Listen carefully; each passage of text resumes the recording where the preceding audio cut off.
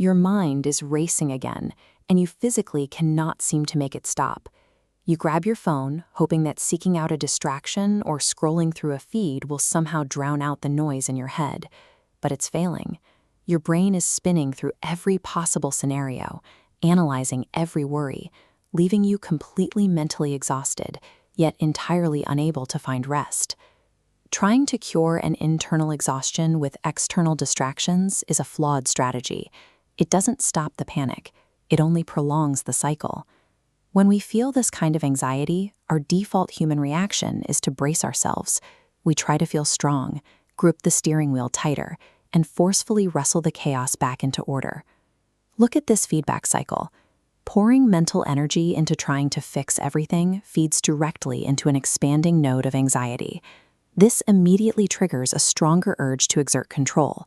The harder you try, the faster this cycle spins, leaving you trapped. If taking control is exactly what makes the anxiety worse, finding relief requires a mechanism that abandons self-reliance entirely. The very first step to breaking that momentum is a physical intervention. Wherever you are right now, stop. Take one slow, intentional breath.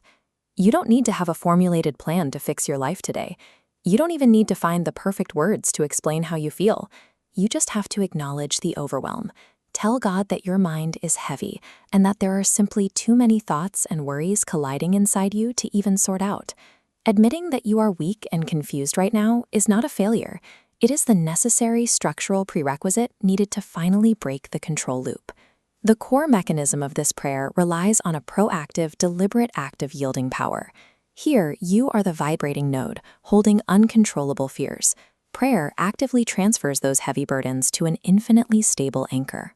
You are asking God for a direct exchange, replacing anxiety with His peace, forcibly slowing your thoughts so you can breathe again.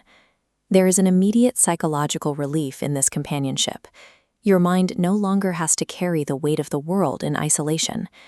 God's presence offers a direct countermeasure for every vulnerability you face: comfort for your fear, absolute stillness for your internal noise, and strength for your physical weakness.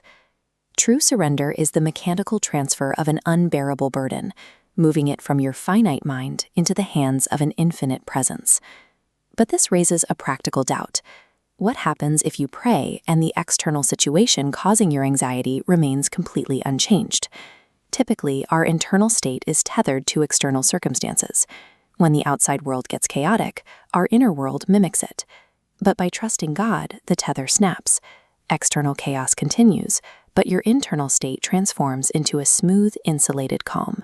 At that point, it becomes a deliberate, conscious choice to step back and rest within that newly secured state of mind.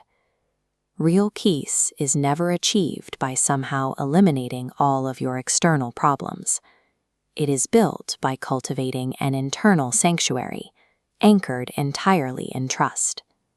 So before you do anything else, stay here for just a moment. Watch this stillness and resist the urge to rush back into the noise.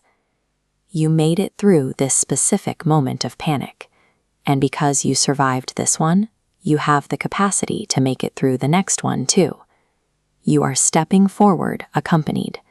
The presence of God goes with you, meaning you never have to face the unknown alone. By mastering the mechanics of surrender, you change the dynamic. Your racing mind is stripped of its power